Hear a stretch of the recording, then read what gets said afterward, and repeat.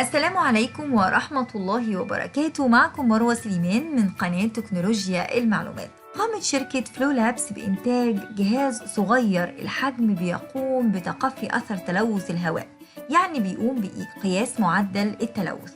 الجهاز ده يتميز بأنه سعره معقول جدا جدا وحجمه صغير قوي بالنسبة طبعا للميزة اللي بيديها لنا، وهو بيقدر يقولك ان المكان ده فيه معدل انتشار تلوث عالي جدا، او المكان ده نقي والهواء تقدر ان انت تتنفسه بنوع من انواع الامان. تقدر ان انت تنزل تطبيق اسمه فلو على جهازك النقال او السمارت فون الخاص بيك، وتقدر ان انت يحصل كونكشن عن طريق البلوتوث اللي موجود في الجهاز بتاعك.